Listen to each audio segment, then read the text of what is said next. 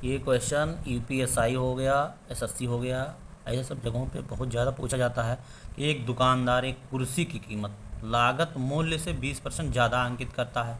तो अपने आप मान लीजिए लागत मूल्य मतलब जो दुकानदार जितने पैसे में खरीद के लाया हुआ उसकी लागत मूल्य होती है या क्रय मूल्य होती है। तो जितना पैसा उसने लगाया, जितना पैसा उसने खर्च किया उस पर, तो मान लीजिए 100 रुपया, मान लीजिए 100%, सपोज उसका मान लीजिए क्रय मूल्य मान लिया 100% है, और लागत मूल्य से 20% अधिक अंकित करता है। मतलब अंकित करना मतलब होता है छाप देना, जैसे मार्क प्राइस लिखा रहता है ना किसी किसी सामान, किसी किसी लगभग सब सामान पे मार्क प्राइस इतना, एमपी मार्क प्राइस मतलब 20% अधिक अंकित कर देता है। मतलब ये कितना कर दिया इस पे अंकित, 120% बना दिया उसको।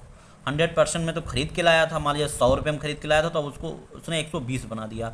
अब कह रहे हैं और खरीदार को नगद भुगतान करने पर, अगर कोई खरीदार नगद भुगतान कर रहा है तो कह रहा है 10% की हम तुमको छूट दे देंगे। अगर तुमने अभी अभी पैसा दे दिया तो हम 10% की तुम्हें छूट दे देंगे, और अगर उधारी करोगे तो भैया पूरा लेंगे।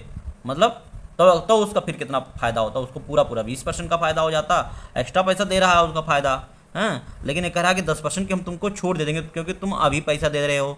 10% की छूट दे दें तो न, तो ये जब एक खरीदार नगद भुगतान करता है तो दुकानदार को कितना परसेंट मुनाफा होगा। जाहिर सी बात है कि मुनाफा कम हो जाएगा क्योंकि 10% की छूट दे रहा है, यानी कि उस पर क्या ले रहा है, उसको हम 90 मतलब इस पर 90% मान के सॉल्व कराएंगे। 90% क्योंकि 10% छूट दे दिया उसने, 10% जब छूट दे दिया उसने 120 मान लिया जाए अंकित कर दिया था, 100 से 120 कर दिया था।